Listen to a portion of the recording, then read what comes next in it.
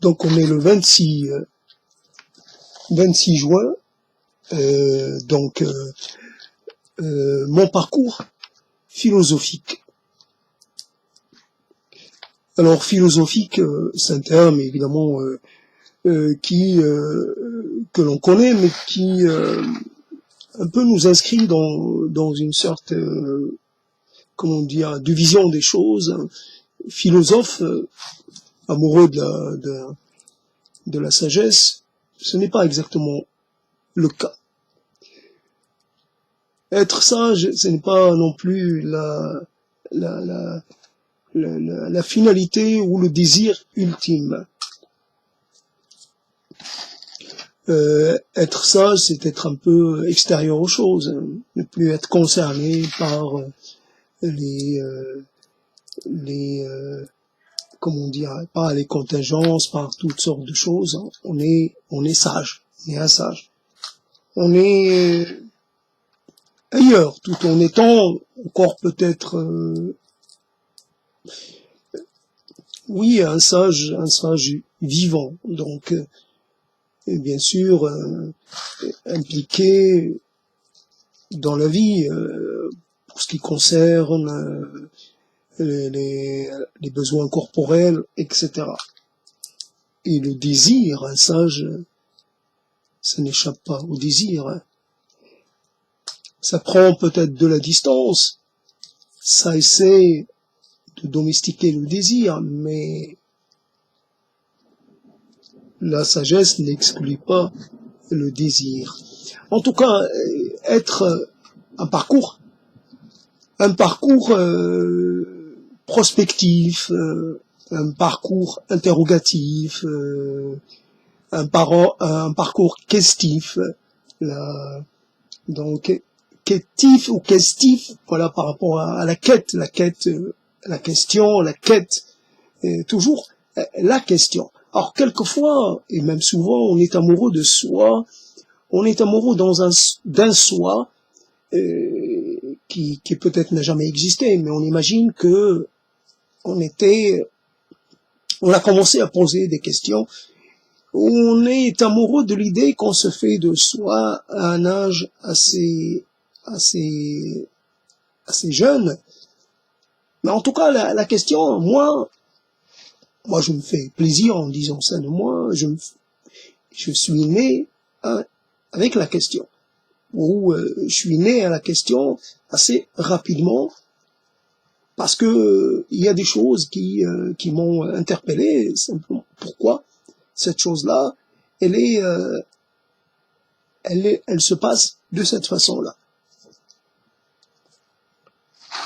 On pense qu'il y a qu'un déroulement normal des choses, des événements, etc. On constate que ce déroulement normal, ou penser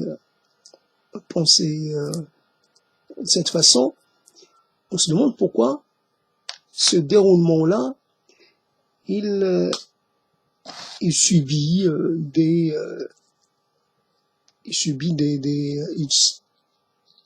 sortes de déformations. Donc un parcours philosophique, bien entendu, la chose qui cela place l'être dans une position un peu surélevée. J'ai été assez estomaqué par quelqu'un que finalement quand je l'ai vu pour la première fois, comme il faisait de l'humour, etc. Ben j'ai essayé de me battre, de le combattre un peu. Moi aussi, j'ai essayé d'entrer en duel avec lui, un duel à distance, pas un duel réel, un duel dont je suis le seul à être au courant, mais c'était un duel, un duel tout de même. Finalement, je me rends compte que c'est cet être que j'ai pensé dans une sorte de distance presque absolue aux choses, on pourrait dire d'ici-bas, il est encore très attaché à une tradition, il est attaché à un un certain rapport aux choses. Voilà, attaché à la matière, attaché à l'expression, à l'expression des sentiments, etc.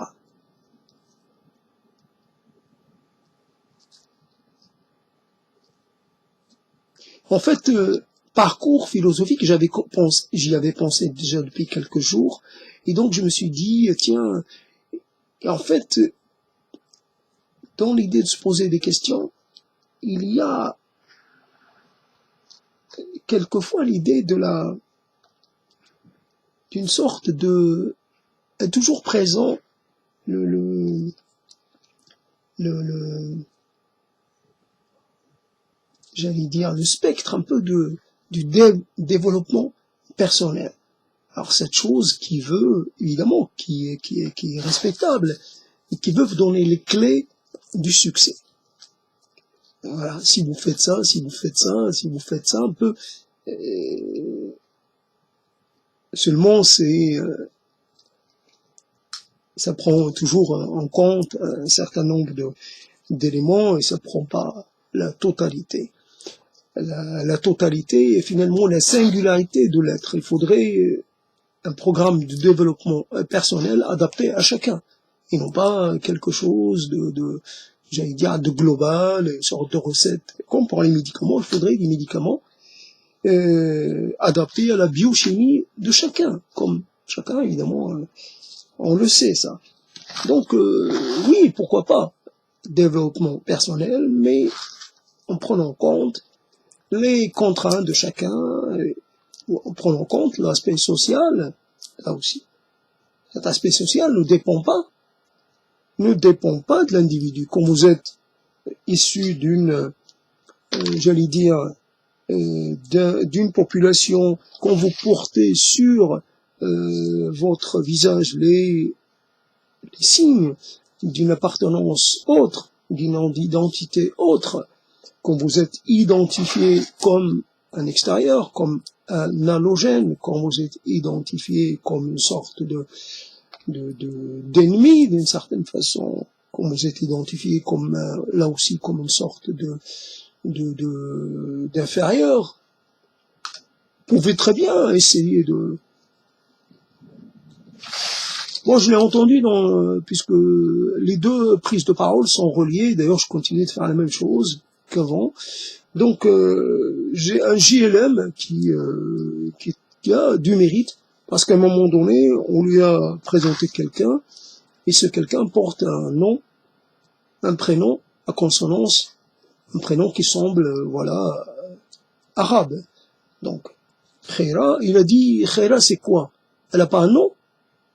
C'est quoi? Il lui a dit l'autre, celui qui lui a donné le nom, il n'a pas su quoi faire, a trouvé comment s'en sortir, a dit c'est un pseudo. En fait, non, parce que généralement, ce qui arrive, on fait ça à la télé, on ne donne pas le nom des gens, mais GLM tenait à donner le nom des gens qui s'adressaient à lui, le prénom et le nom. Tandis que normalement, je ne sais pas ce qui se passe quand on fait témoigner quelqu'un, on ne donne pas son nom de famille, on donne juste son prénom. Un Gérard, un Jean-Claude, une Janine, une Gisèle, ou une Fatima, ou un Mohamed, mais pourquoi pas Mohamed quelque chose, puisque c'est quoi cette histoire? Mais s'ajoute à cela le fait que quand on a affaire à des populations dites d'origine arabe, on peut présenter les gens, ça m'a toujours fait marrer, ça m'a pas fait marrer, plutôt, comment on s'appelle, il y a quelqu'un, un juif d'origine égyptienne, mais qui est un égyptien, tout court, hein. Il n'est pas français, il n'est pas plus français qu'un autre étranger, il est étranger en France. Mais lui-même, je ne sais pas pourquoi il se vit comme un Français. Même si je l'ai vu, voilà, préparer une spécialité égyptienne populaire, voilà, bon, il continue d'être égyptien, mais les autres le prennent comme un Français, le considèrent comme un Français, alors que c'est un étranger né ailleurs, voilà, venu s'installer en France. Bon, en tout cas, voilà, il s'appelle Toby Nathan. On lui donne son prénom et son nom de famille. Alors que, par exemple, Salman Rushdie, qui n'est pas un arabe, qui est un indien, etc., tout ce qu'on sait de lui, ben Salman, l'animateur s'adresse à lui en l'appelant comme ça, Salman. C'est extraordinaire. On sait, on connaît comment dire, le prestige, enfin la stature des personnages. On a du mal. Il faudrait normalement, il faudrait s'adresser à lui avec beaucoup d'égards. Là, justement, en France, c'est pas comme ça. En France, on devient, quand on est étranger, on devient comme un arabe, quoi. On a beau être un Indien, peut-être détestant les Arabes, mais n'empêche que on va recevoir du Salman, au lieu que ce soit du Salman Rushdie, qui est la façon correcte de s'adresser à la personne. Mais surtout, évidemment, vous avez un invité, vous devez quand même montrer des égards. Pas être familier avec un invité devant tout le monde, quoi. C'est ça. Alors, montrer ça, jamais on aurait entendu quelqu'un s'adresser à Marguerite Yourcenar en l'appelant par Marguerite, ou Nathalie Sarraute lui dire Nathalie, ou Jacques Berck l'appeler Jacques. C'est toujours Jacques Berck, si ce n'est monsieur le professeur Jacques Berck, madame la romancière ou la romancière. C'est quoi cette histoire? Alors voilà donc cette idée que le développement personnel, il se heurte à des réalités, j'allais dire objectives, qui ne dépendent pas de l'individu. Alors la vérité, on peut essayer de l'installer, et on va dire qu'on va tenter le coup, mais que l'on ne va pas réussir.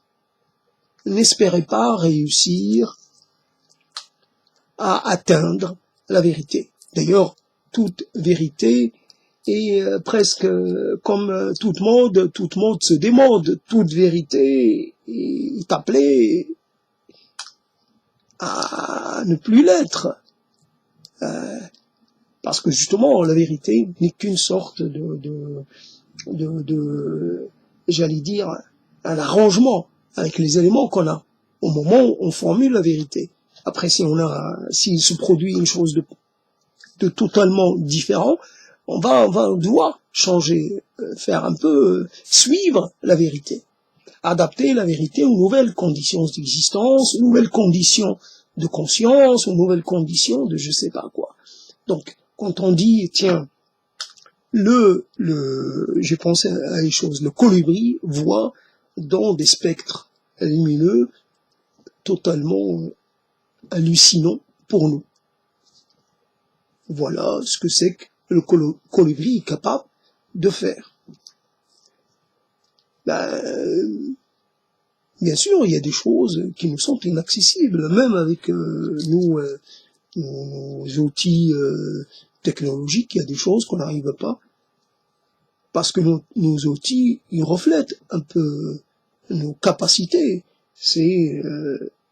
On peut pas demander à nos outils de nous permettre de voir quelque chose qu'on ne peut même pas imaginer. Donc, peut-être que, en tout cas, mais le problème avec, déjà, on a ce qu'on a, et c'est largement suffisant. Moi, j'aimerais pas voir dans l'ultraviolet, j'aimerais voir normalement. Une fleur, j'aimerais la voir telle que je la vois, j'aimerais pas la voir telle que la voit une abeille ou un autre être. J'aimerais la voir comme je l'ai toujours vue, et j'aimerais voir des fleurs différentes, et toujours un peu. Ça me suffit largement. Mais au niveau de la conscience, bien sûr, j'aimerais être doté de capacités supplémentaires. Accès à la vérité, j'aimerais avoir accès à des vérités un peu différentes, pas toujours les mêmes vérités. Comprendre un peu mieux, voilà. Et mettre en mouvement d'autres associations d'idées, quoi. C'est moi, mais sans être tout à fait moi. Comme cette chose que je voulais traiter, que j'ai appelé comment être infidèle à soi-même. Comme on pourrait dire pour mentir, puisqu'il y a le mentir, j'allais dire altruiste, on pourrait pratiquer l'infidélité à soi. Donc il faut s'exercer. Pour apprendre à mentir altruistement, il faut apprendre, parce qu'il faut être crédible. Donc être infidèle à soi-même, il faut l'apprendre.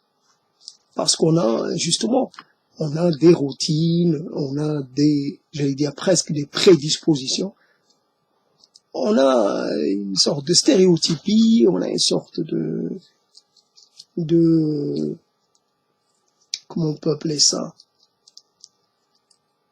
les choses se font toujours de la même façon, on apprend. Alors, je suis droitier, ma première réaction, c'est d'avancer ma main droite et pas ma main gauche. Donc je suis habitué à agir en tant que droitier. Ma langue ou mes langues m'imposent une certaine lecture ou interprétation des choses. Je ne peux voir qu'avec mes langues. Si j'avais d'autres langues, j'aurais peut-être la capacité de voir dans d'autres spectres lumineux, de comprendre les choses différemment. Une langue, c'est là aussi, ça raconte peut-être une autre vision des choses. Voilà, une autre, ça parle de la réalité différemment. Mais bon, quand on n'a pas le choix, quand on n'a que deux langues, ben évidemment, on ne peut pas aller très loin. Mais c'est comme ça. On ne va pas passer sa vie à se lamenter sur ce qu'on n'a pas. On va d'abord essayer de voir avec ce qu'on a. Alors là, le parcours philosophique, c'est assez marrant dans la chose, comment on la conçoit.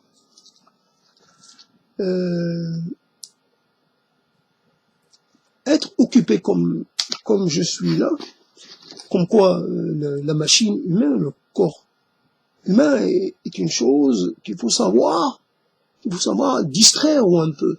Et c'est marrant, si je ne fais rien, ben je vais accompagner mes paroles par des gestes. Comme si, je sais pas, je peux pas faire autrement. Tout le monde le fait, moi aussi je le fais. Mais si j'ai les mains occupées par quelque chose dont que je ne peux pas arrêter, parce que c'est plus fort que mon besoin d'illustrer mes propos avec les mains. Ben, je continue de faire cette chose-là. Tant que j'ai des choses, des graines à décausser, des graines de lentilles, je continue ça et je parle en même temps. Voilà comment on peut, par une sorte de ruse ou par une sorte d'empêcher la reproduction de quelque chose qui commence à nous lasser. Je commence à me lasser de ces jeux de mains. Voilà. Il faudrait que je me lie les mains dans le dos pour ne pas être toujours à m'exprimer avec les mains. Mais voilà, donc comment être infidèle, comment ruser avec soi-même. Et alors prendre la pose, prendre la stature ou la position de quelqu'un qui sait, c'est toujours la question, c'est toujours évidemment la chose que l'on veut éviter. Fondamentalement, moi je ne sais pas. Je ne sais pas, mais j'ai appris à le dire. J'ai appris à le formuler, à l'accepter.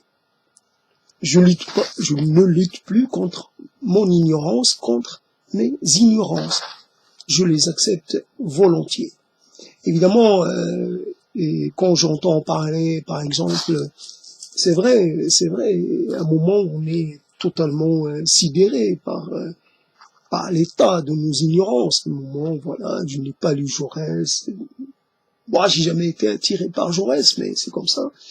J'ai pas lu Jaurès, j'ai pas lu Blanqui, j'ai pas lu Thiers, j'ai pas lu, je sais pas, il y a des tas de gens, voilà, je sais rien sur Thermidor, je sais rien dire sur la Révolution française de particulier.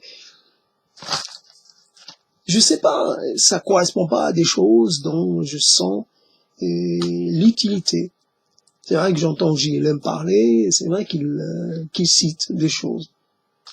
Il cite des choses et c'est vrai.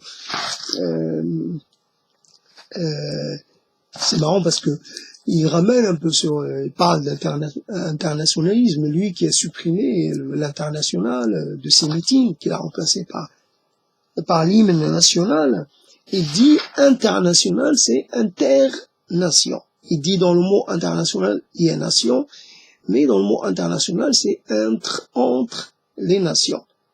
L'international ne supprime pas les nations, mais plutôt il favorise le travail ensemble, la communauté des nations.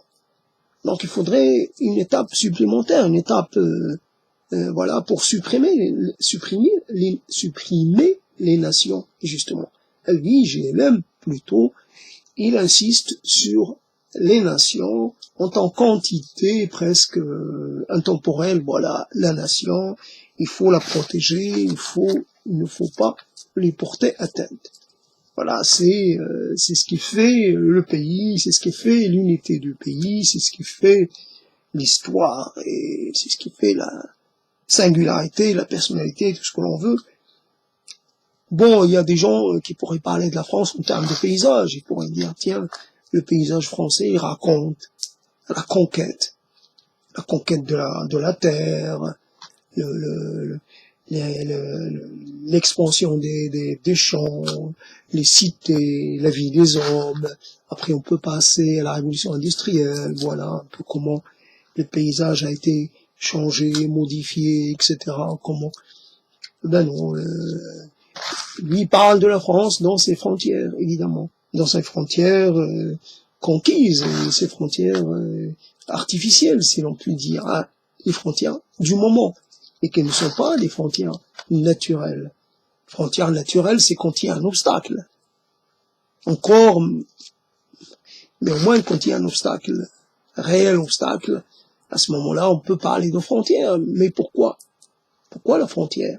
Et justement, pourquoi la nécessité d'avoir des frontières? Alors, frontières, c'est parce qu'il y a un ennemi.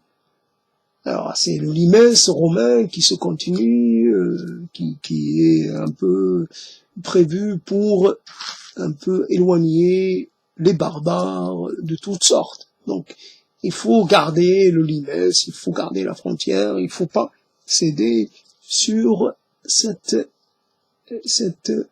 chose-là, sur cet aspect fondamental des choses. Donc on peut, et quand on écoute quelqu'un, le problème, c'est que au lieu qu'on ait en même temps une sorte de discours à soi, on est dans une sorte c'est comme si on se laisse guider. L'autre parle et nous on est en train d'écouter.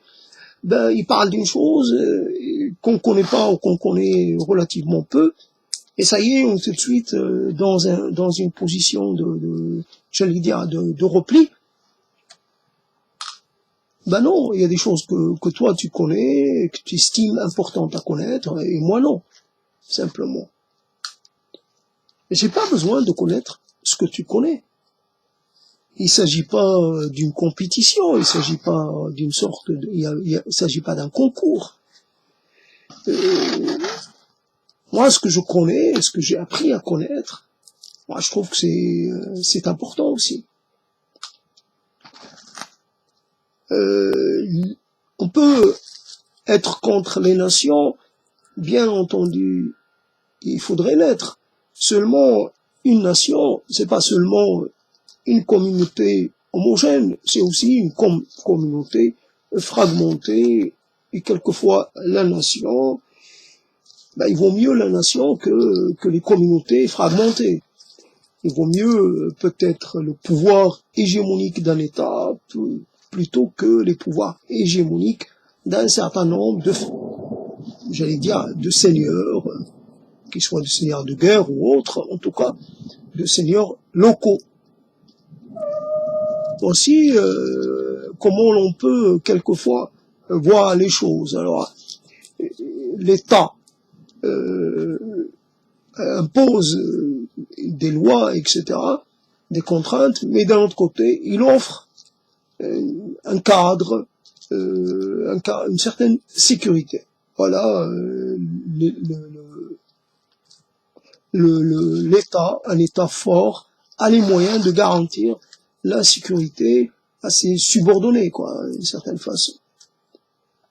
Donc, il vaut mieux, voilà, on reconnaît le supérieur, on sait que c'est l'État, et on n'a qu'un supérieur, on n'a pas plusieurs. On n'a pas un supérieur ici et là, etc., un petit seigneur, et on aurait aussi un moyen seigneur, un grand seigneur, etc., comme ça. Non, on a pour seigneur l'État.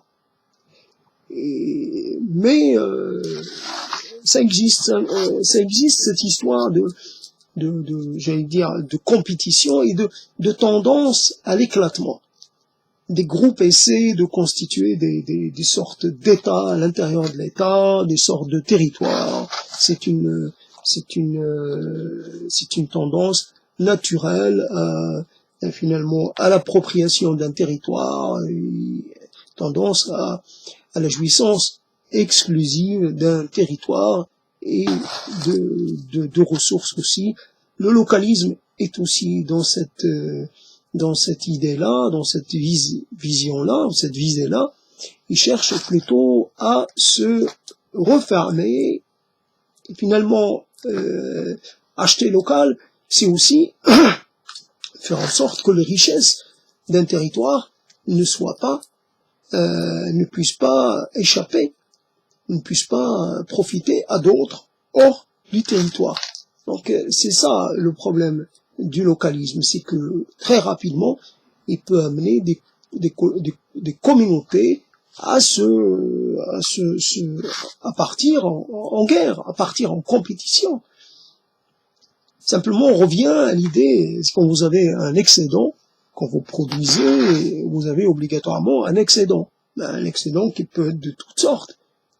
Mais vous devez évidemment essayer de trouver comment utiliser cet excédent. Quelquefois, c'est important parce que vous avez besoin d'une chose. Donc l'excédent vous sert à obtenir ce qui vous manque. Mais imaginons que vous avez un excédent et la communauté d'à côté a un excédent et vous allez vous retrouver avec le même type d'excédent, le même type de produit, vous allez vous retrouver en concurrence. Parce que vous devez vendre et voilà, vous allez entrer en conflit pour essayer de placer votre produit, votre excédent. Donc, le parcours philosophique, c'est finalement de partir de l'idée que la question est légitime, que la question est la chose la plus légitime, qu'il n'y a que la question, que les réponses ne sont pas aussi importantes que les questions, que la question doit rester en permanence au centre des préoccupations. C'est la centralité, c'est la question. Une chose qui est acquise, elle n'est pas acquise. Elle n'est acquise que temporairement. Donc, obligatoirement, il faut essayer de se poser la question sur l'après. Là, on l'a, mais demain, si on l'a plus. C'est toujours, comment on va faire? Est-ce que la réponse que l'on a trouvée, est-ce une réponse adaptée ou adaptée aux spécificités, je sais pas quoi, du milieu, etc., ou c'est une réponse un peu inadaptée. En tout cas, on va toujours poser la question. Un parcours philosophique, c'est vrai que ça peut paraître, c'est ça le problème, ça peut paraître assez simple. On est toujours encore au stade de l'apprenant. Il n'y a rien qui puisse intéresser un savant, un maître. Mais ce n'est pas là, on ne fait pas dans la maîtrise. Et justement, c'est de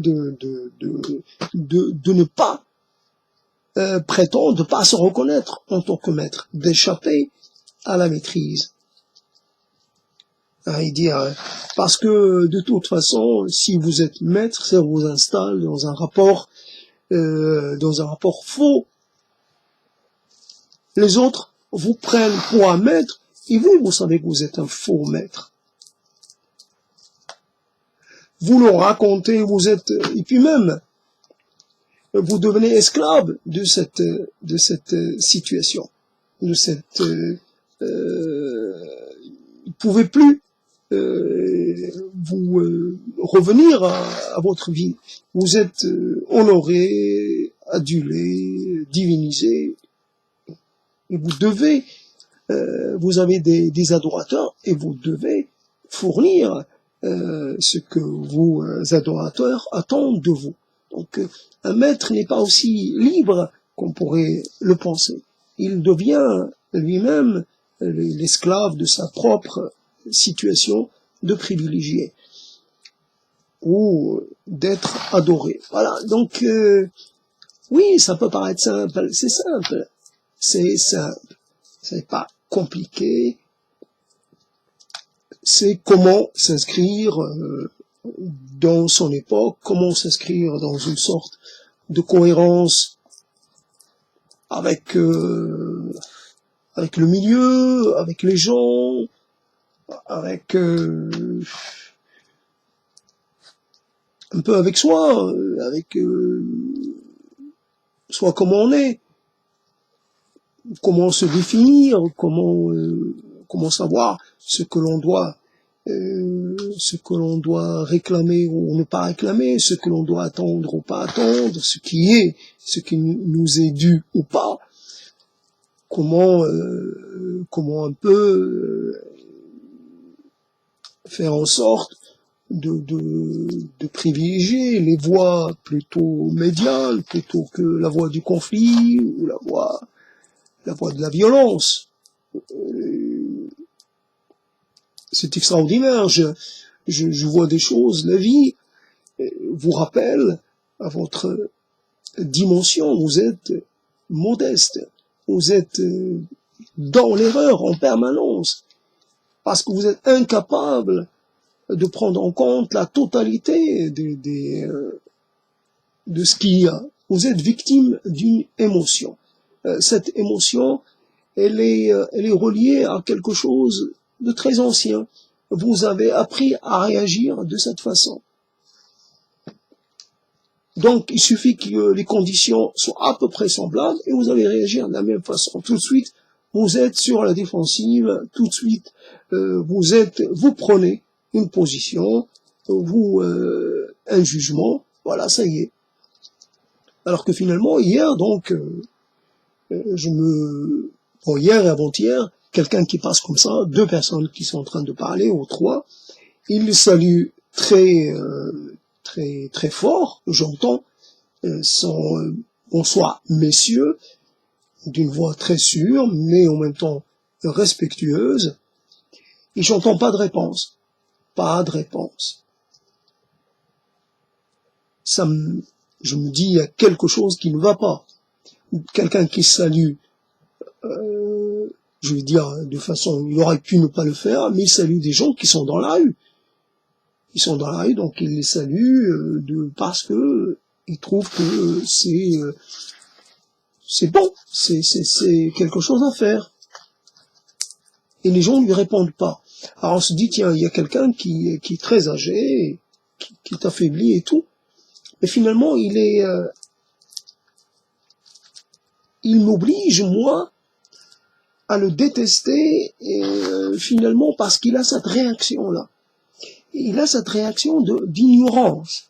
Alors, je sais pas, quand quelqu'un vous dit quelque chose à quelqu'un, quand vous avez quelqu'un un peu dans certaines situations, il refuse de vous serrer la main, vous pouvez très bien vous en prendre à lui.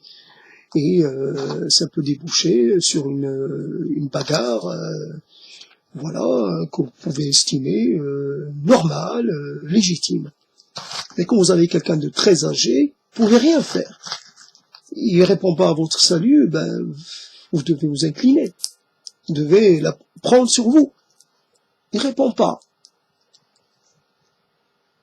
Ben, normalement, quelqu'un d'âgé, c'est quelqu'un qui a appris, finalement, un peu, ben, plus on vieillit, plus on devrait devenir un peu plus sociable, un peu plus gentil, un peu moins, un peu plus attentif aux autres. Là, non. Donc voilà, il y a ça. Mais hier, donc, le même personnage, donc après avoir parlé, il y a une voisine qui arrive, une voisine qui parle fort, et ça correspond à mes préjugés. Elle parle fort, un peu, j'ai l'impression que c'est qu'elle est sous comment dire, qu'elle est un peu tendue, ça parle fort. J'ai l'impression que ça s'engueule et c'est peut-être pas vrai. Donc elle rentre, elle aussi, elle dit bonjour. Elle dit bonjour et cette personne qui est en France mais qui ne vote pas, parce qu'elle n'a pas la nationalité française, pas la citoyenneté française. Alors elle lui dit, est-ce que il faudra voter? On est à 3 jours, donc il faudra voter. Lui, il répond pas, je sais pas ce qu'il dit, mais en tout cas, il s'en fout. Il s'en fout. Et elle insiste sur le fait de voter, mais elle sait pas qu'il n'a pas la citoyenneté française, lui non plus. Après, je sais pas si elle y passe les feuilles, je crois qu'il les jette. Les feuilles qu'on lui a données à elle. On lui a donné les feuilles pour les distribuer, je sais pas quoi. En tout cas, elle, qui n'est pas citoyenne française, est en train est en train de plaider pour la nécessité d'aller voter. Donc, elle a compris que c'est une chose, bon, en tout cas, on peut la critiquer, on peut critiquer le vote, etc. C'est une autre discussion, mais, et donc cette personne lui dit, voilà, si vous avez ça, vous avez la poubelle. Ne m'embêtez pas avec, allez le jeter à la poubelle. Donc j'ai entendu, elle qui est capable, qui a une voix extraordinaire, qui peut, évidemment, qui aurait pu le descendre uniquement de sa voix, la puissance de sa voix, elle la joue elle lui dit, vous n'êtes pas gentil. Quand il a jeté ses feuilles, il lui a dit, vous n'êtes pas gentil. Vous n'êtes pas gentil aujourd'hui. C'est extraordinaire. Comment l'être humain, cette personne qui me fait presque peur, là finalement on voit que j'avais pas de raison d'avoir peur. Que cette personne, même si elle n'est pas citoyenne française, là finalement, elle a pris les feuilles, elle a dit je vais pas les jeter à la poubelle. Alors quand on sait en France, on a l'habitude beaucoup, quand on a un tract, on le jette à la poubelle, on marche dessus, on n'a aucun respect pour les tracts. Et elle, non. Pour elle, c'était important. Donc elle les a pris, je sais pas ce qu'elle en a fait. Soit elle les a donnés à des gens, soit elle les a pas jetés à la poubelle. Elle avait voici donc une personne sur laquelle j'ai appliqué un schéma, comme quoi elle vient d'Afrique, elle parle fort, difficile, c'est une femme dont il faut que je me tienne à distance, parce que, etc., je pourrais rentrer en conflit avec elle. Là, c'est une personne très pacifique, finalement. Voici comment il faut vivre longtemps. Longtemps pour un peu se faire déconfirmer dans ses presque certitudes. Alors, ce sont des stéréotypes, ce sont des préjugés, ce sont tout ça, bien entendu, mais on est familier de ces préjugés. On vit avec nos préjugés, on les cultive, on les nourrit, on s'en sépare jamais. Jamais totalement. Donc être infidèle à soi-même, c'est aussi pratiquer cela, si c'est possible. Donc la vérité.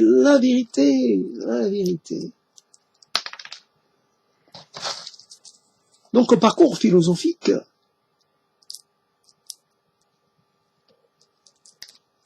c'est vrai, j'ai vu, il y a un certain Fumaroli qui vient de mourir, donc qui est qui a grandi, qui est né, je sais pas où, mais qui a passé une partie de sa jeunesse, son enfance au Maroc, et quelqu'un d'origine corse, mais qui a grandi à Fès, une ville d'importance, une ville un peu académique, une ville importante pour des tas de choses, mais finalement quelqu'un qui est devenu un défenseur du classicisme, de la préciosité française et des classiques, vraiment un ennemi de la modernité. Et finalement, donc il a défendu les belles lettres, il a défendu ça est classique, enfin. Et je sais pas, il a passé sa vie à défendre ça. Je sais pas ce que ça peut apporter. Quel sens on peut donner à sa vie en se portant comme une sorte de porte-étendard, une sorte de défenseur de presque de l'ancien régime, quelque part. Et il y a des choses qui se sont passées depuis. Il y a non seulement il n'a rien gardé de ces années à Fès, mais en plus, en France, il ne vit pas dans la France contemporaine, il vit dans une autre France. Il est le défenseur d'une France qui n'existe plus.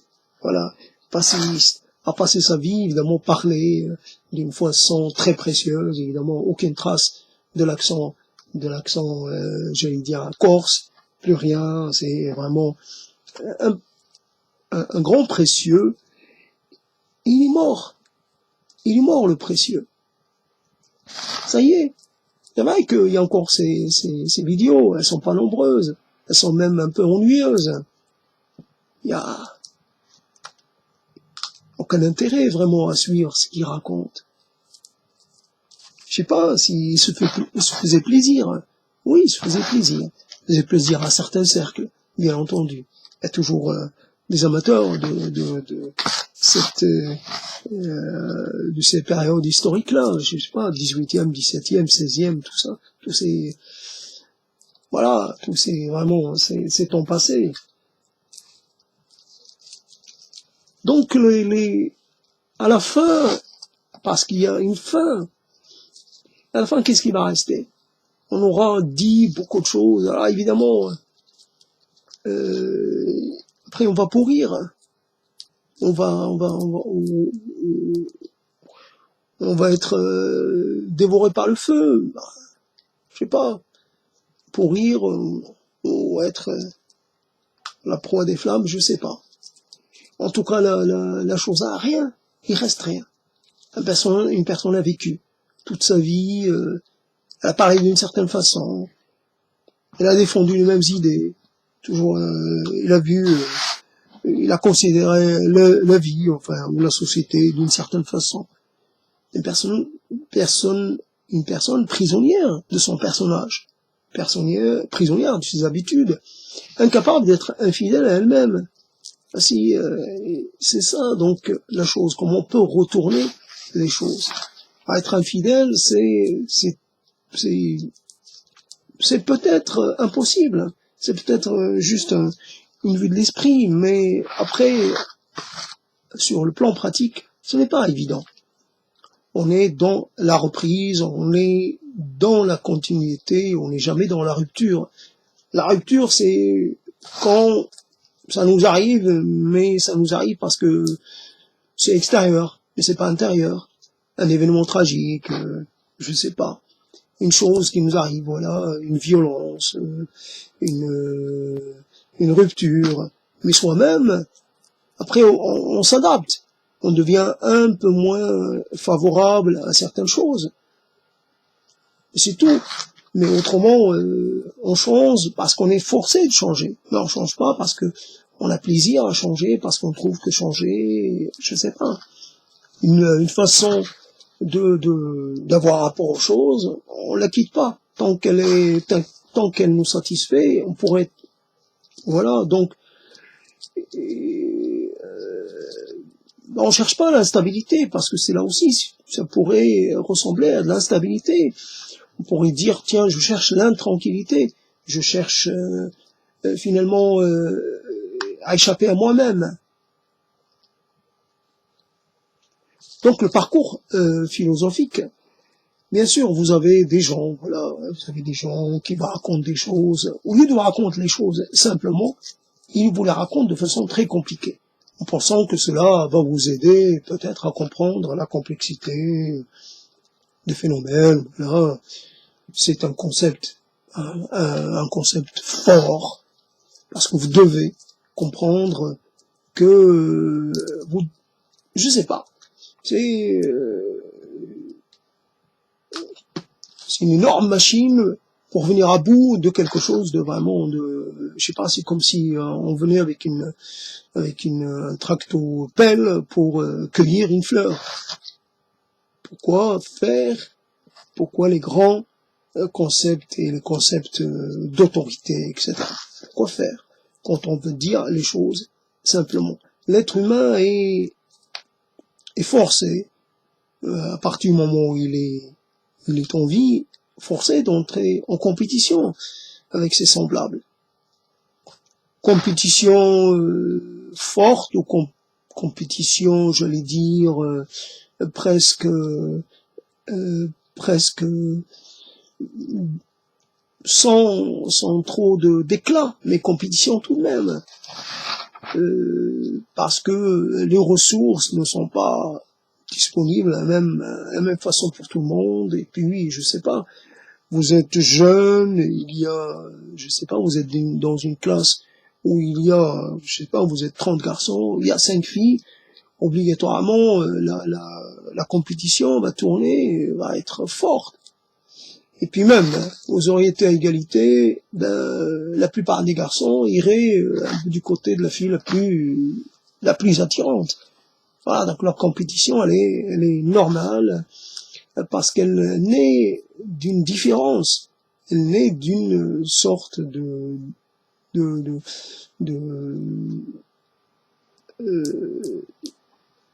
voilà, l'indifférence fait qu'il y ait compétition. La différence de statut, la différence de revenus, la différence de capacité, je sais pas, relationnelle, ou j'en sais rien, capacité situationnelle, j'ai envie de dire ça. Donc, c'est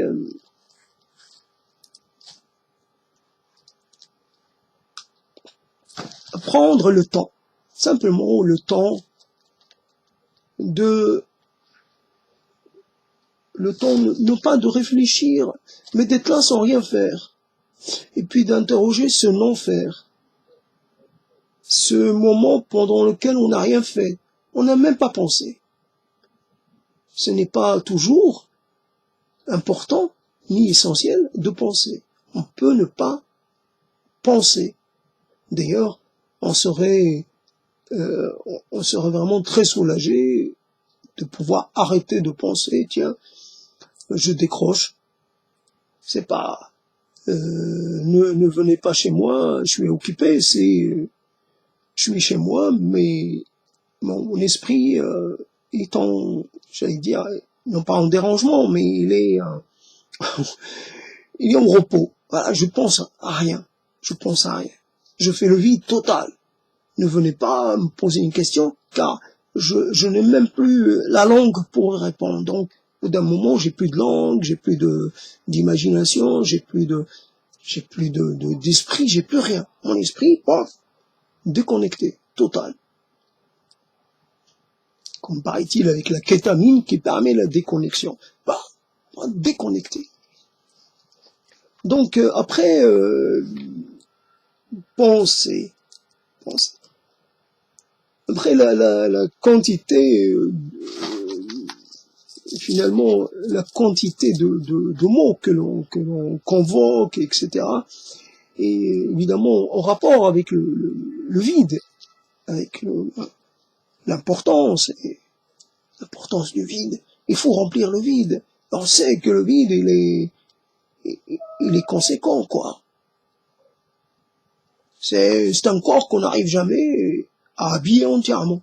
Donc, une fois qu'on a habillé un côté, on se rend compte que, je sais pas, Donc, il faut être en perpétuel travail pour remplir le vide. C'est voilà une chose qui vous échappe en continu.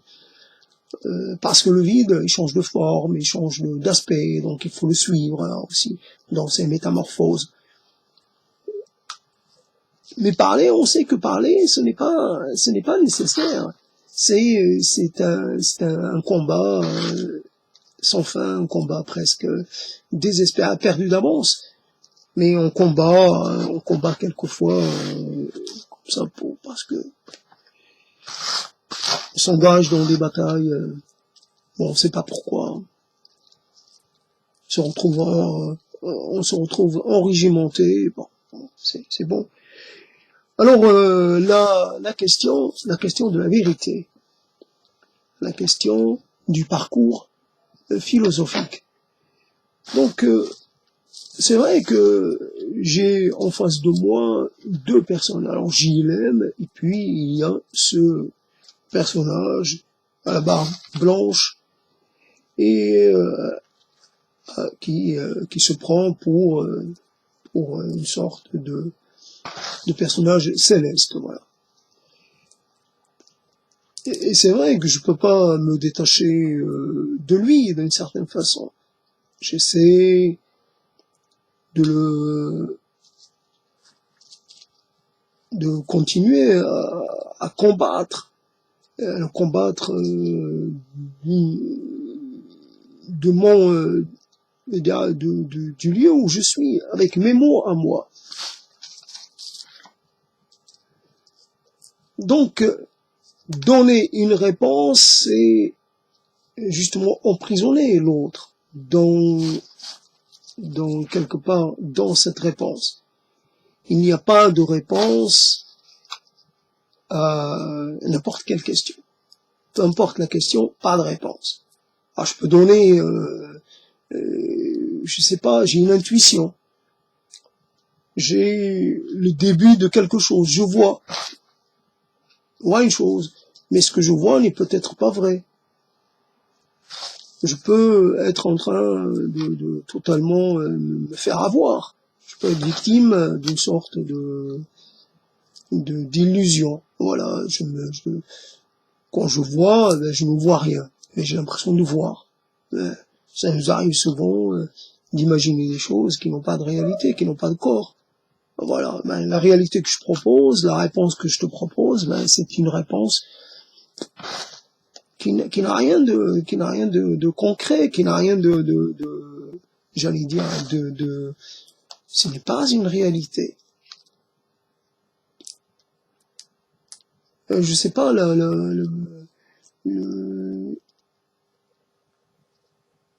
comment on pourrait dire, l'importance dans le cheminement n'est pas d'arriver, mais c'est de cheminer. Et c'est ça le problème. L'importance, par exemple, on a un pèlerinage qui se fait aujourd'hui, des pèlerinages qui se font finalement en avion, en car, etc.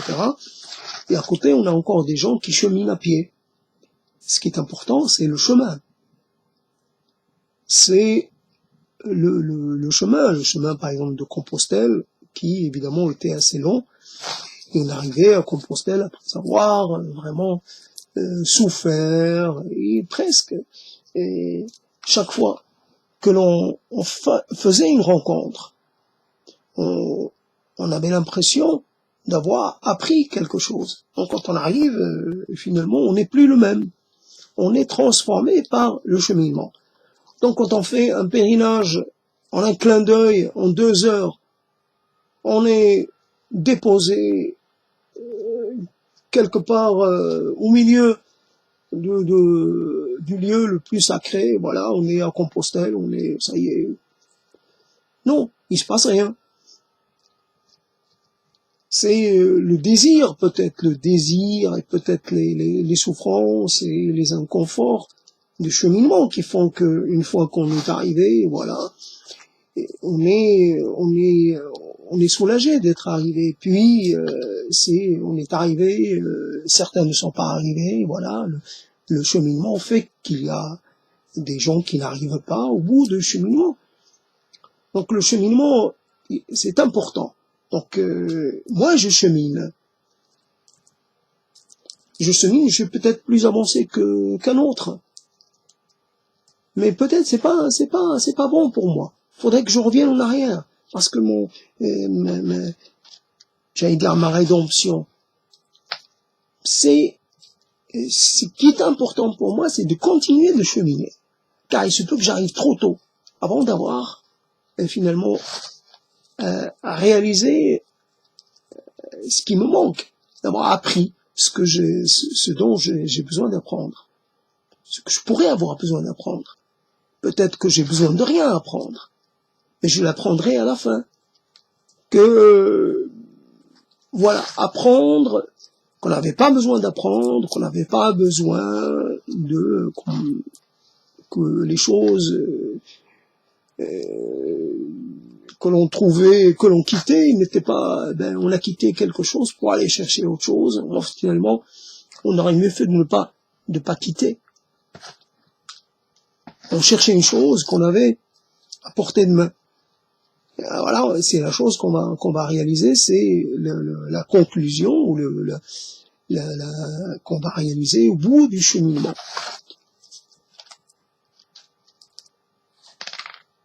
Comment parcours philosophique, parcours de connaissances, ou je pourrais dire parcours de méconnaissance, car il faut apprendre, là aussi, il faut apprendre à méconnaître.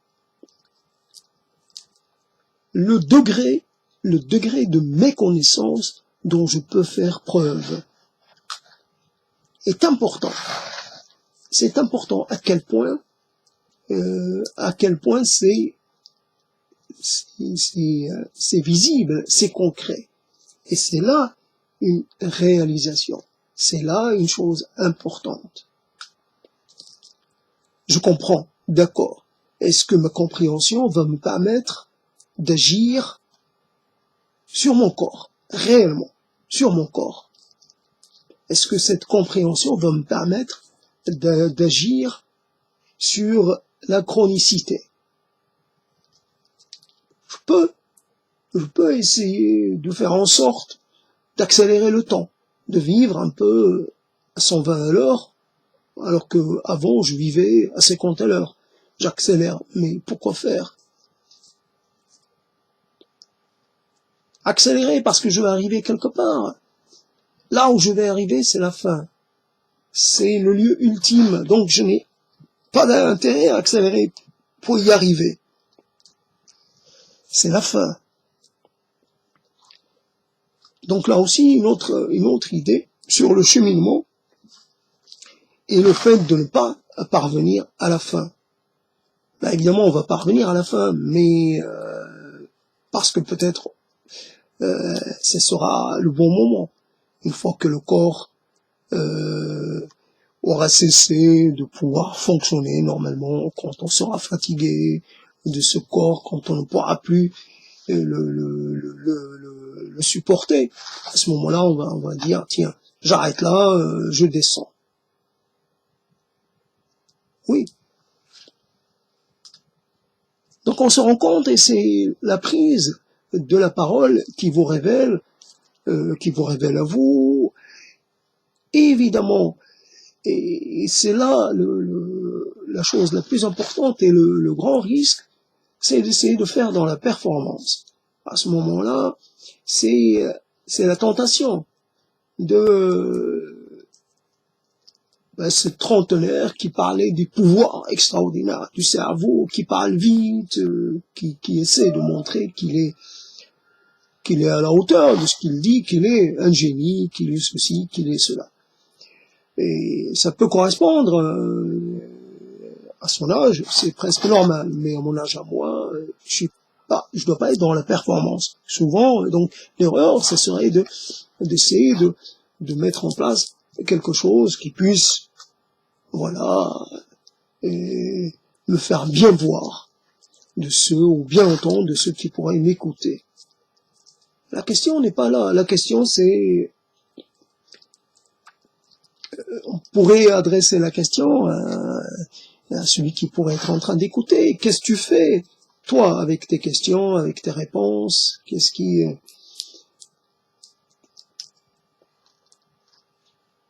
C'est quoi le secret?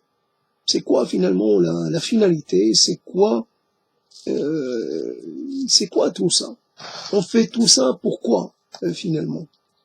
Bien entendu, il y a quelquefois des réponses très concrètes. À une époque, c'était très clair, c'était très concret.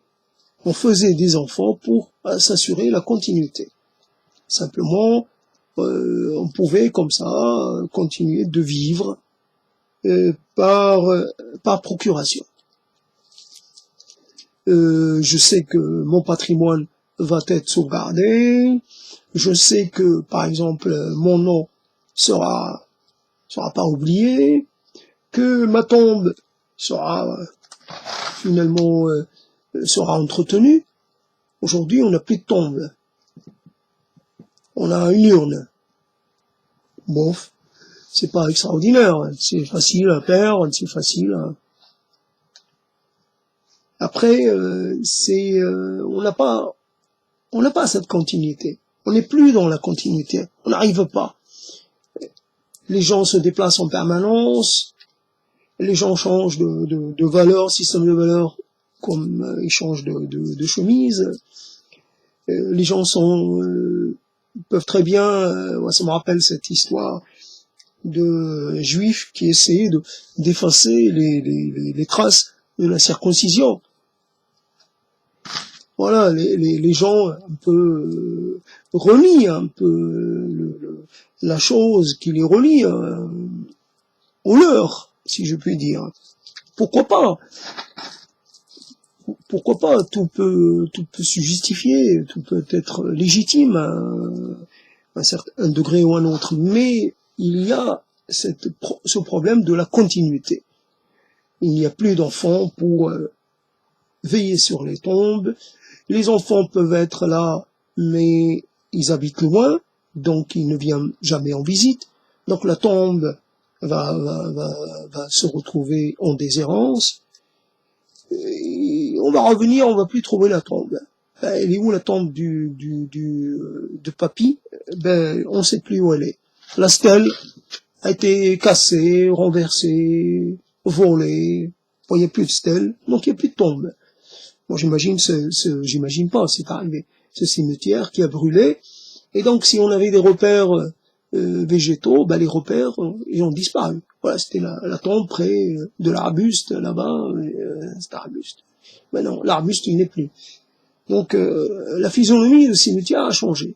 Parce que il n'y a plus l'élément végétal qui est orienté, a disparu. C'est comme ça, donc les choses. Alors, on est là, on sait qu'on est un corps. Moi, j'ai traité de ça dans l'archipel, le corps archipel. On est la perception qu'on a de soi en tant qu'unité est une fausse perception. On est plus qu'une unité. On est un corps qui change en permanence, un corps qui prend, qui rend.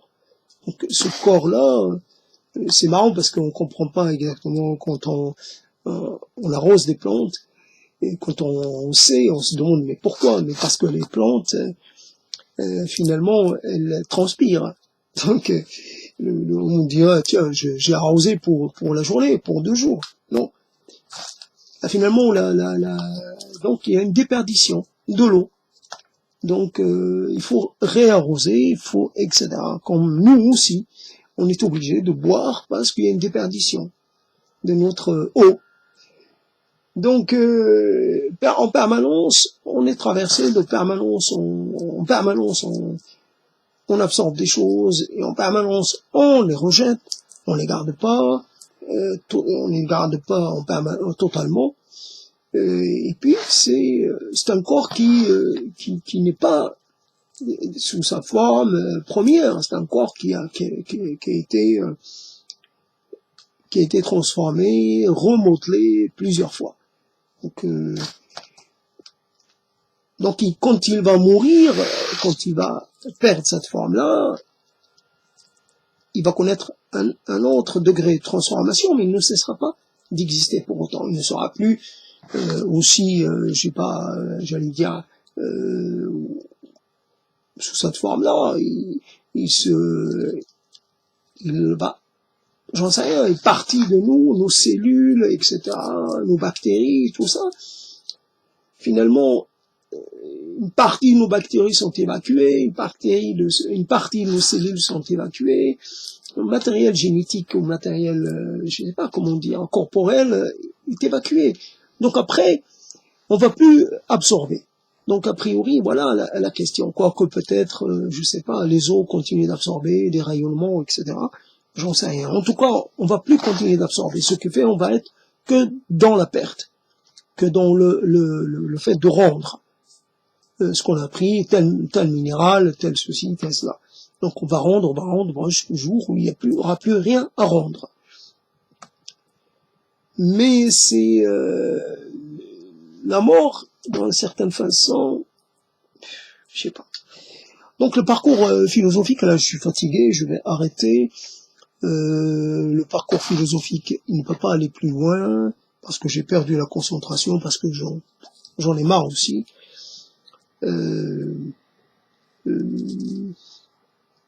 Comment faire quand on ne sait pas comment faire?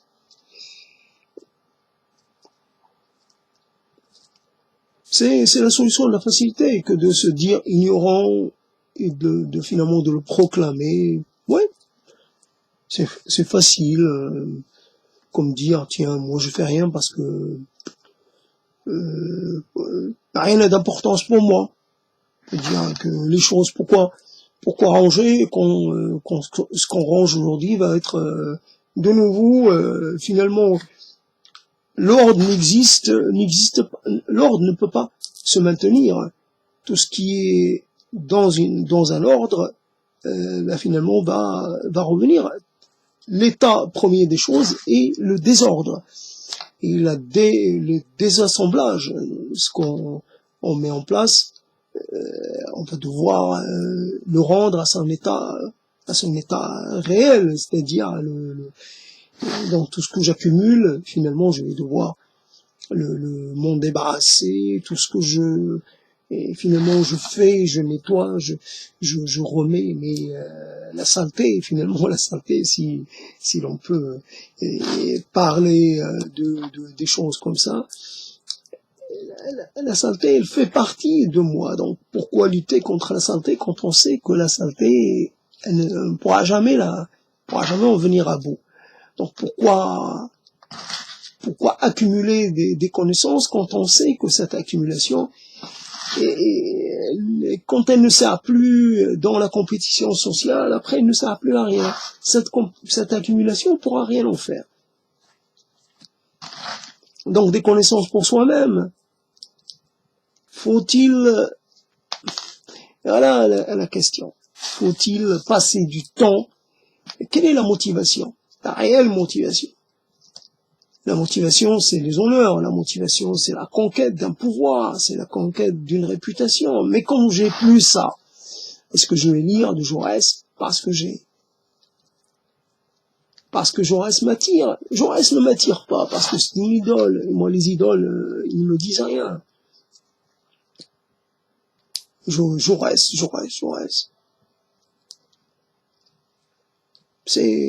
J'en ai soupé de Jaurès. Et puis,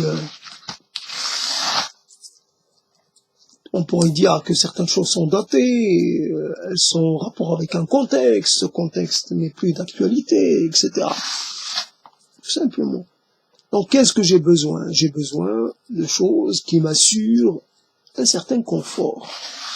J'ai même besoin de la matière première pour me remettre dans une certaine disposition conflictuelle. J'ai besoin d'introduire un peu de désordre dans mes idées pour essayer d'introduire des éléments de désagrégation, désagréger mes idées pour pouvoir les agréger de nouveau, pour désassembler, pour réassembler. J'ai besoin de stimulation, j'ai besoin de contact pour justement pouvoir trouver d'autres façons d'autres moyens d'avoir rapport à soi-même, d'avoir rapport au monde, d'avoir rapport aux choses, quoi. Donc, ça met à un moment donné la fatigue, le corps dit toujours, c'est le corps qui est le dernier mot. Il dit stop, c'est fini, t'en as assez dit, tu peux plus. En attendant, j'ai pas fini je sais pas dire décosser mes lentilles, je sais pas. Il me reste encore un peu. En tout cas, ça m'a servi. Voilà, ça me fait une correspondance avec cet Indien qui était en train de peindre un tableau avec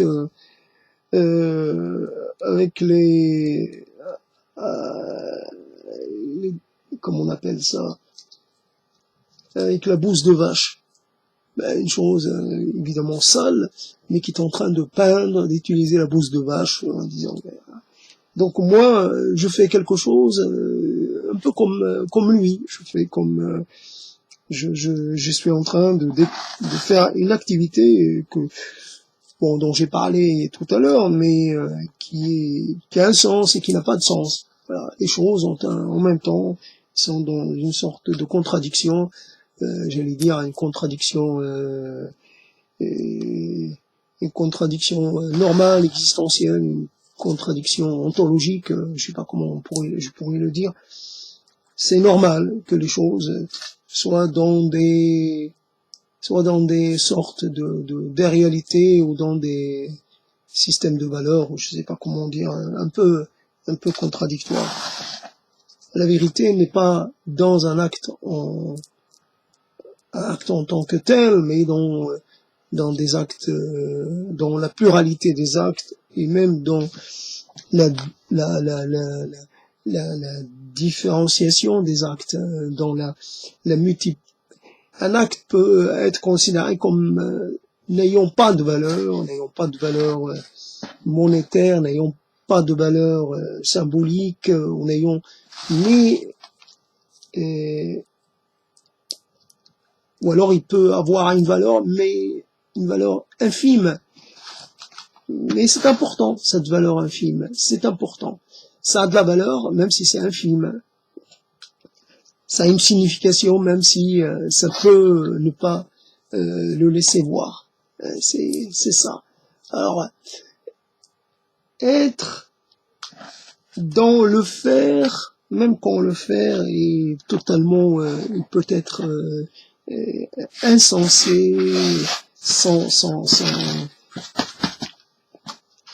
voilà, c'est une chose. Alors, vas-y, convainc-moi, voilà, essaie de me persuader que ce que tu fais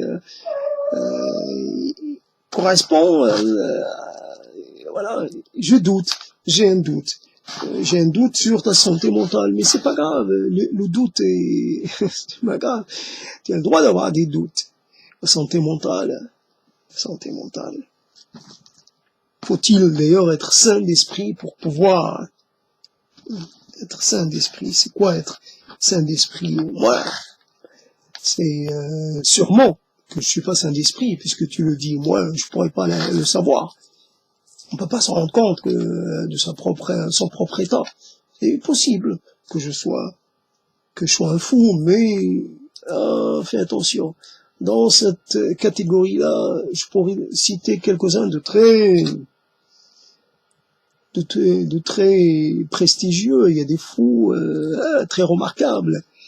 Il y a fou et fou, mais moi, je pourrais demander à être classé dans la catégorie des fous, j'allais dire, sans talent, des fous sans personnalité, des fous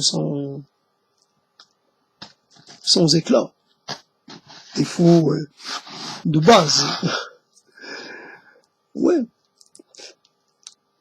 Et comment en fait pratiquer la modestie sur soi-même de telle façon que finalement, au lieu d'être dans la déconsidération, on est dans une sorte de rapport pacifié à soi-même. Il n'y a pas à se jeter des fleurs, il n'y a pas non plus à se faire des procès en permanence pour tout et n'importe quoi. Voilà, ça ressemble énormément à de la philosophie hindoue, je sais pas quoi. Bon, il y a des, j'allais dire, il y a des passerelles, c'est obligé que des choses passent d'une personne à une autre. C'est comme ça. Et cette sagesse ou cette façon d'appréhender les choses, c'est une chose universelle. Elle n'est pas cantonnée à une région ou à une doctrine ou à une façon de vivre. Mais seulement, malgré tout, imaginons qu'on est dans un lieu où il y a du monde et qu'on soit seul, qu'on y soit seul. Alors ça vous apprend à regarder les choses différemment. Parce que vous êtes seul pendant que les autres ne le sont pas. Donc ça, vous êtes dans une situation qui n'est pas celle de tout le monde. Et donc quand vous êtes seul, ben, vous devez vivre cela. Vous devez vous y adapter, vous y essayer de ne pas le prendre comme une sorte j'allais dire, de catastrophe. Ce n'est pas une catastrophe en soi. Ce n'est pas très agréable, c'est sûr, c'est un peu, mais voilà, on peut en profiter, comme on dit, pour essayer de faire apparaître des choses. Alors des mots, après les mots, quelle est l'importance de faire émerger des mots? Quelle est l'importance des mots? Est-ce que les mots transforment la réalité? Est-ce que les mots sont capables d'infléchir le cours des choses? Après tout, on peut le penser, on peut le dire, on peut même s'en réclamer, mais après, la réalité, c'est les mots, et c'est autre chose que les mots. La réalité, c'est, je sais pas. J'attendais que l'orage éclate, il n'a pas éclaté, voilà une réalité à laquelle je ne peux rien. C'est ça. Alors, évidemment, donc le parcours philosophique, c'est d'être dans une sorte de contemplation, mais une contemplation qui peut-être, qui doit pas être dans le rendement. On est dans la contemplation, mais on cherche pas à faire naître quelque chose. La contemplation pour la contemplation. La contemplation du rien. Il n'y a rien. Tu vois quelque chose, je vois rien. Tu penses quelque chose, je pense à rien. T'as pas des idées pénétrantes, des idées... Non, j'ai même pas d'idées du tout. Ah ouais. Comment tu fais? Moi, j'y arrive pas. Je me force. Je suis en contemplation, je me force à essayer de voir. Voilà, je cherche à comprendre l'origine des choses, à comprendre pourquoi une chose se passe comme ça et pourquoi pas différemment. Pourquoi tu t'imposes cet effort-là, cette épreuve? Tu devrais plutôt être dans une sorte de, je sais pas. Fais comme tu le sens d'ailleurs. T'as envie, t'as pas envie. Qu'est-ce que ton corps te dit? Mon corps, il me dit rien. Mon corps, il me dit rien. Mon corps, il me dit de me tenir juste comme il faut pour ne pas être, je sais pas, incommodé, je sais pas, pour ne pas après souffrir. Non. Mon corps, il me demande, bah voilà, il est là, puis il me demande rien de spécial. Quand il me demande une chose, je la lui donne, mais là, il demande rien. Ben alors, fais comme lui. Là, il a besoin de rien, fais comme si toi, t'as besoin de rien. Voilà, accorde-toi du repos, un moment de repos, un moment de silence, voilà. Ne pense à rien, surtout à rien. C'est pas de faire venir des choses, de faire naître des choses, car ça sert à rien. Après, voilà comment on peut jouer, en imaginant que l'activité cérébrale, elle est là, imaginons cette activité cérébrale qui donne ces choses-là. L'activité cérébrale qui travaille pour vous donner une certaine, comment dire, non pas pour vous faire accepter, pour faire voir les choses comme elles ne sont pas, mais simplement, et elle essaie de vous faire un peu, vous faire quitter un peu le théâtre, comment dire, le lieu le champ des luttes. Voilà, à un moment donné, t'es plus concerné. Essaie de changer d'air. Sois plus toujours sur le ring en train de donner, de prendre des coups. Essaie d'aller voir ailleurs. Et justement, sans l'aide de rien. Pas besoin de substance, pas besoin de ceci ou de cela, pour être dans cette situation-là. Simplement, moi, je suis là, puis je sens que mon cerveau travaille pour me donner une certaine, pour me permettre d'entrevoir des choses que je n'entrevois pas en général. Simplement, je suis là. Je suis là et je suis là. Je suis là, je suis pas ailleurs. Je suis là, j'ai pas une mission, j'ai pas une révélation à faire, j'ai pas de vérité à proclamer, j'ai rien. Il y a des choses dont je peux venir à bout et d'autres choses qui m'échappent.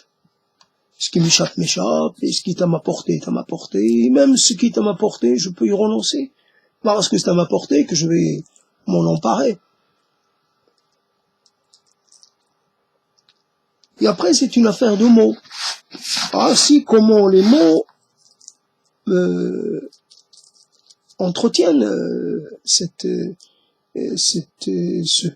petit pas de danse. Un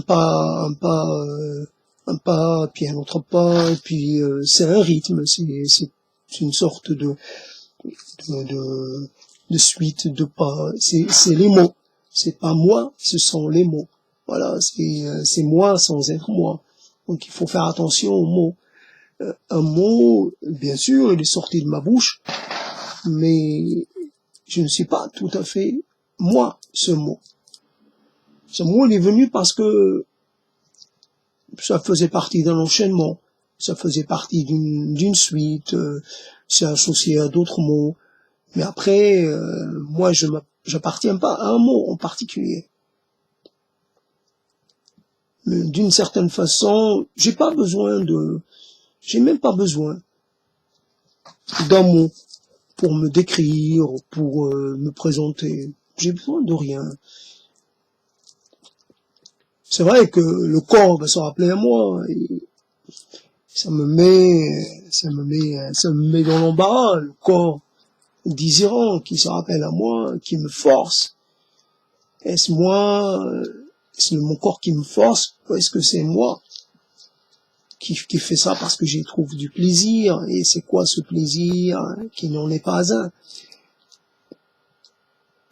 Alors un plaisir qui vous apprend à prendre conscience de nouveau, d'être dans une sorte de déplaisir, plaisir, déplaisir, dans le même enchaînement. C'est toujours la question. Après, pourquoi les mots? C'est pour être dans la continuité. Certaines personnes sont mortes, elles ne peuvent plus parler. Certaines personnes ne parlaient pas, elles écrivaient. Ah, bon, ils ont donné des entretiens, ils ont accordé, elles ont parlé aussi. Mais quelquefois, on aurait aimé qu'ils aient parlé un peu plus. Parce que c'est pas la même chose. Écrire et parler, ce n'est pas la même chose. On peut voir comment suivre un peu comment la pensée se fait. Quand vous êtes face à quelqu'un, il vous oriente un peu, il vous impose un peu une certaine direction, certaines, voilà, il a des questions à vous poser, donc il programme, il a déjà, il faut qu'il aille jusqu'au bout de ces questions, il faut qu'il les ait toutes faites. Alors quand vous êtes seul, c'est vous qui créez la réponse et les questions et les réponses. Donc il y a plus de liberté, il y a plus de, on peut passer du temps sur un mot, sur une idée, aussi longtemps qu'on vit, aussi longtemps qu'on peut. Après, c'est pas important. Là, j'essaie de finir en même temps, de finir de décausser les lentilles avant d'arrêter de parler. Là, ça prend du temps, mine de rien. Ça prend du temps. Et j'essaie de faire les choses, alors ça révèle un aspect de ma personnalité, un aspect un peu obsessionnel, c'est-à-dire je veux rater aucune lentille. Je fais les choses de façon méthodique. Après, on a appris à entrer dans des moules. Alors, obsessionnel, voilà, caractère, obsessionnel. Mais obsessionnel en quoi? Un peu névrosé en quoi? En quoi suis-je névrosé? Qu'est-ce qui dit ça? Qu'est-ce qui l'affirme? Qu'est-ce qui le prouve? Moi. Et moi, on me sort de mon contexte, puis on me dit, toi, c'est toi. Ah ben non. Moi, je suis moi dans un contexte. Je suis moi dans des interactions. Je suis moi dans une réalité globale, mais jamais moi tout seul. Moi, je réagis à des choses, on me fait réagir. Je me retrouve dans des situations où j'apprends comment faire. Et j'essaie de bien faire et quelquefois je fais mal, malgré tout. Alors ça m'apprend. Mais moi, moi, je ne suis moi que quand je suis avec toi ou avec... sinon moi tout seul... ouais, peut-être un peu ceci, peut-être un peu cela, mais sans l'être vraiment, sans l'être tout à fait. Un peu obsessionnel, un peu méthodique. Mais c'est une chose qui me pèse pas. Méthodique dans cet aspect-là et pas du tout dans un autre. Et puis méthodique est quand même pas assez méthodique parce que les choses m'échappent, parce que je n'arrive pas à contrôler, à tout contrôler. Voilà, ça m'échappe, le temps m'échappe. Et les tâches qui m'attendent, je n'arrive pas à faire, que je reporte depuis un temps indéfini. Voilà, c'est comme ça. Alors, j'ai appris à faire finalement à me considérer comme je suis et finalement avec le temps j'ai appris à ne plus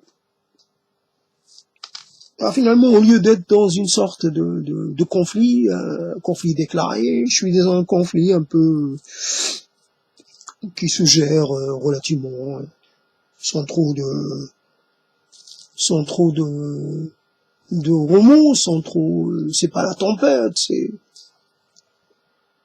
ça remonte un peu, mais bon, ça va, c'est gérable. Quelquefois, il y a un petit, quelques sentiments un peu, mais ça se gère, on gère.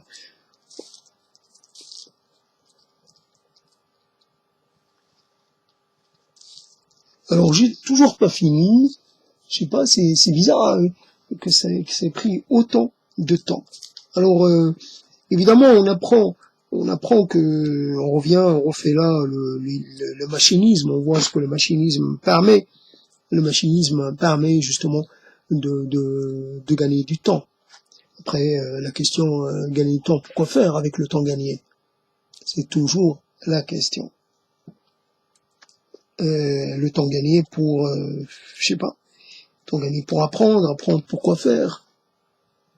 Pourquoi faut-il lire? Pourquoi faut-il apprendre? Pourquoi faut-il s'imposer de faire des choses qui ne me disent rien? Parce que moi je vais lire un poème, ça va me dire rien, ça va rien m'apprendre un poème. C'est du n'importe quoi. C'est des choses agencées les unes aux autres, voilà. Ça veut rien dire. Ça veut strictement rien dire. Ça se veut très profond, ça se veut très, je sais pas. Voilà. Ah, tiens, cette chose-là, je suis devant un tableau hyper abstrait, mais qu'est-ce qu'il a voulu dire? Mais c'est vraiment, vous voyez la ligne, là, qui passe. Voilà, cette ligne, elle représente l'infini qu'on ne peut pas appréhender, l'infini qui se prolonge au-delà des dimensions de l'univers connu. On fait, voilà, comme ce que l'on fait avec les livres sacrés, on les interprète, on les surinterprète. Voilà, pourtant ça peut être très simple, quelqu'un, bon, le pinceau a glissé, voilà, bon, ou alors, bon, je sais pas, il sait pas faire. Il sait faire que ça. Bon, c'est sa manière à lui de gribouiller, il gribouille. Alors il y a quelqu'un qui gribouille des choses, des mots. Ah, j'y arrive pas là à gribouiller, ça me ferait un effort que j'ai pas envie de fournir pour gribouiller un peu à la manière des gribouilleurs, c'est comme ça. Mais on croit que c'est vrai que ça fait un petit, je sais pas, une chose ordinaire que l'on sauce avec une sauce un peu inhabituelle. Voilà une chose, la fenêtre, elle vient de s'ouvrir, de l'autre côté, il y a un visage qui regarde, mais qui ne regarde pas en ma direction, un visage qui regarde au loin. Je le vois, mais sans pouvoir le voir. Est-ce qu'il me regarde? Est-ce qu'il regarde quelqu'un d'autre? Est-ce qu'il regarde dans le vide? Est-ce qu'il regarde en avant ou en arrière?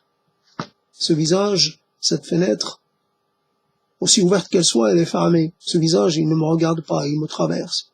Il me traverse comme si j'étais pas là. Ce visage. Encore moi, j'ai fait quelque chose de très compréhensible. Il y a rien y a rien d'abstrait là-dedans. Donc j'ai pu faire que ça.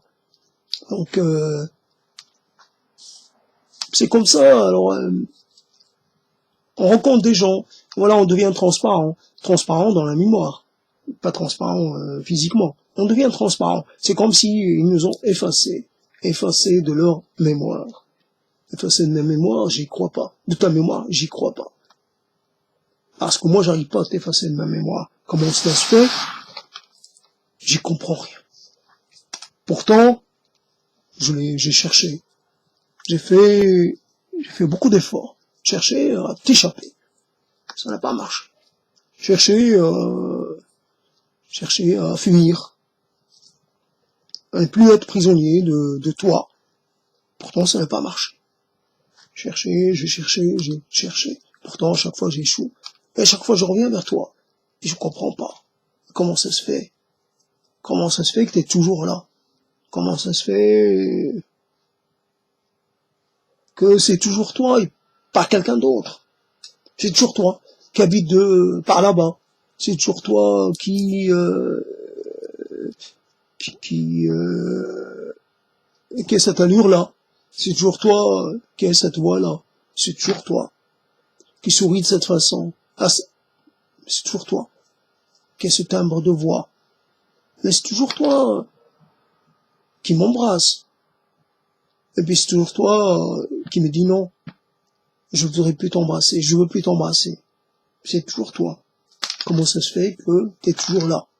Comment ça se fait que t'es pris racine T'aimes me tourmenter ou quoi? Et quand tu me dis, tu penses plus à moi, j'ai du mal à le croire. Comment ça se fait? Il y a bien quelque chose. Toi, tu penses pas à moi, mais moi, je pense à toi. Alors, qui est le normal ou la normale d'entre nous? Suis-je normal quand je pense à toi ou suis-je pas normal parce que je pense à toi après toutes ces années? Ai-je été éteint par une sénilité précoce? Est-ce parce que je n'ai rien à faire d'autre? Est-ce parce que j'ai l'esprit vide, le cœur vide et l'âme en déshérence? Et que j'ai besoin que tu remplisses un peu du vide qui est en moi? J'en sais rien. J'ai pas de réponse. Si je réponds d'une certaine façon, je risque de pas être dans le vrai. Je vais être dans l'approximatif. Comme toujours. Il n'y a aucune réponse. Ces choses-là n'ont pas de réponse. Après tout, il y a des choses qui ne méritent pas de recevoir une réponse définitive. Pourquoi répondre? Bon, laissez ça comme ça. Laissez ça en plan. Ouais, je pense à toi. Je pense à toi, je continue d'avoir du sentiment pour toi. Je continue. Je continue de te révérer. Je continue de m'attacher à toi. Je sais que c'est pas normal. Que ce n'est pas très sain, que c'est pathologique. Je suis pathologique. Je suis pas normal. Je suis anormal. Et toi, tu es normal, sûrement, car tu as cessé de penser à moi. Toi, tu n'es pas malade. Loin d'être malade. Tu es sain. Sain d'esprit, de cœur. Sain d'esprit, de corps. Sain d'esprit, de cœur. Sain. Tu es sain. Tu es saine. Et moi, enfin, j'ai fini mon travail sur les lentilles. Donc je peux arrêter de parler. J'ai versé dans la poésie. Je fais quand même un peu dans la poésie. J'ai trouvé que ça va, ça pouvait aller puisque c'est assez clair. C'est assez. Bon, évidemment, j'ai écouté du Ferré hier. Je pourrais faire des choses à la manière de Ferré, mais là, je fais à ma manière, simple et très clair. Bon, évidemment, ce sont des mots. Et après tout, les mots, quels qu'ils soient, qu'importe l'intonation qu'on leur donne et comment on les catalogue. Poésie, pas poésie, vérité, pas vérité, solution, pas solution, perspective, pas perspective, sagesse, pas sagesse. Bon, pourquoi faire la sagesse quand on peut vivre toute sa vie sans jamais se prendre pour un sage, sans jamais courir derrière la sagesse. Oh, je te laisse la sagesse. Moi, ça me dérange pas. Ça me dérange pas d'être un non-sage. Oh, j'apprends des choses, hein. En étant pas sage, tu vas pas savoir ce que ça me fait du bien. Ce que ça me fait combien. Ça me fait du bien d'être pas sage. Voilà, donc j'ai fini, en même temps j'ai fini ça. Et donc en même temps, cette activité qui fut très plaisante, encore plus plaisante que le fait de parler, mais c'était un bel accompagnement à mes paroles. Et donc je finis et en même temps, je sais pas.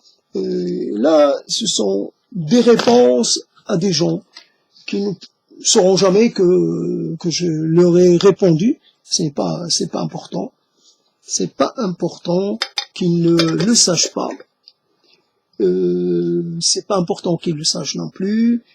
Après tout, on est dans une sorte de, j'en sais rien dans quoi on est. Et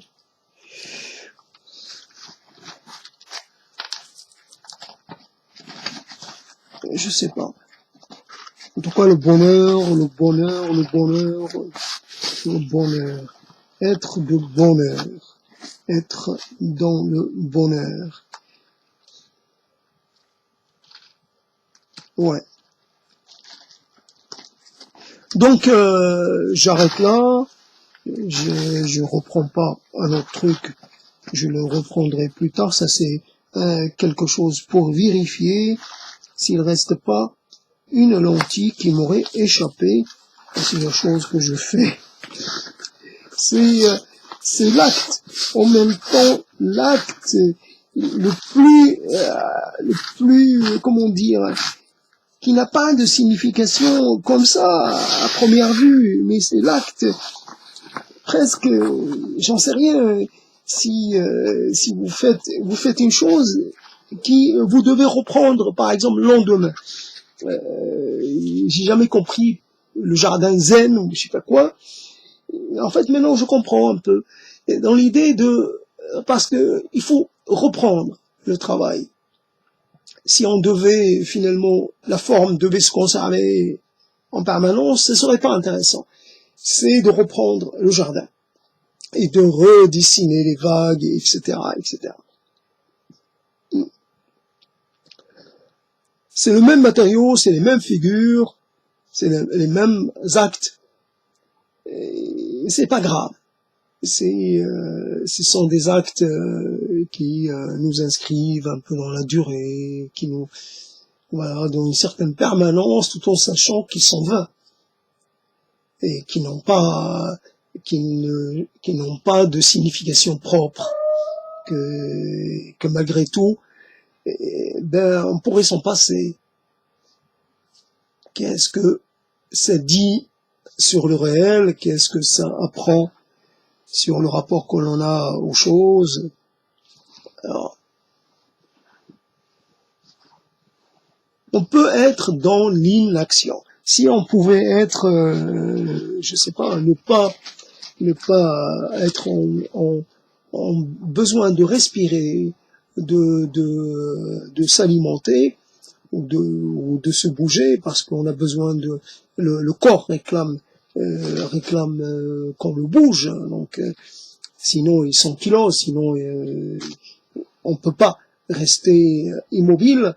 Et donc si voilà, l'idée, ça serait de rester immobile, au moins pendant un certain temps, sans rien faire. Même pas respirer. Et puis, voir les choses. Alors, voir les choses d'un autre point de vue, sans la respiration. Alors, toujours, la respiration, c'est l'exercice le plus simple, le plus facile, évidemment le plus gratuit possible, pour savoir à quel point on est dans une sorte de proximité avec le définitif. Il suffit de s'arrêter de respirer pendant, je sais pas, je vais essayer de le faire.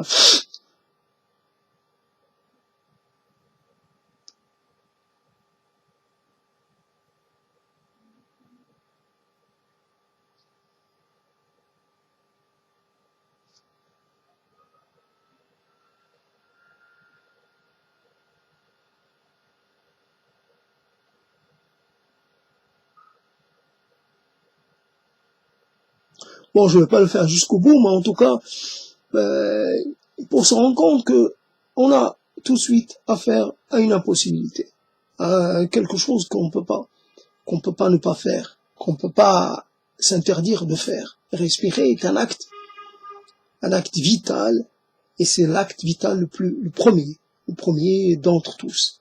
Et après, donc, tout finalement, tout le reste est secondaire presque. Respirer est essentiel à la survie, à la vie d'un organisme, quel qu'il soit. Donc, respirer, voilà, c'est ça.